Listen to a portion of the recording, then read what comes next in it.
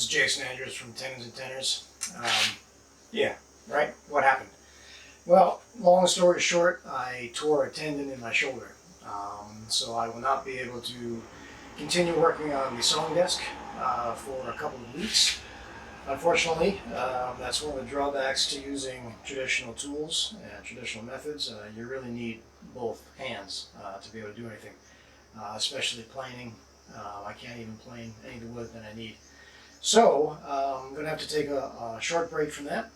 However, I do appreciate all the people that have subscribed to the channel, and I want to keep providing you with content. So I'm going to be making a couple of different videos over the next couple of weeks. I'm not really sure on what yet. Maybe on how to do things with one hand. Maybe how to saw with your feet. I don't know. Since I do live in Japan, maybe I'll try and take the camera to some Japanese hardware stores and show everyone overseas what that's like, what type of things are sold, etc., etc.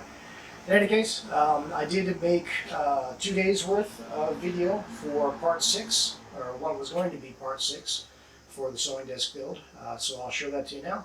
And just hold out for a couple weeks until I can get my shoulder working again and get back to making the desk. Thanks again for watching. I appreciate all your support.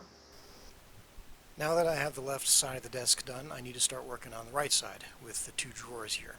It's not going to have those 2 legs coming through the middle. I have altered the design since I originally drew it. It's going to look more like the model, so I have to start working on this half. And this starts with making this panel on the right side on the end there. Now in part 5 you saw me resaw a fairly wide plank in order to get these 2 panels.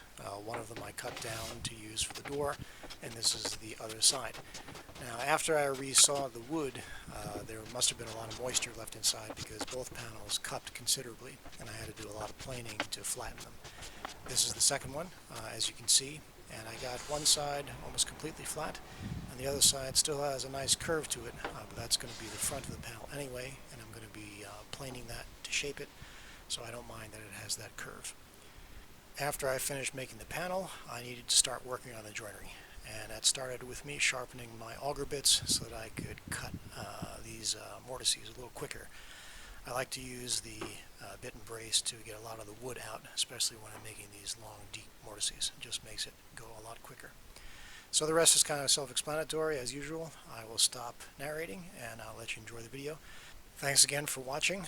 If you haven't subscribed already, please do, and hit the like button and notification button so you can find out when I have my next video up. Thanks again.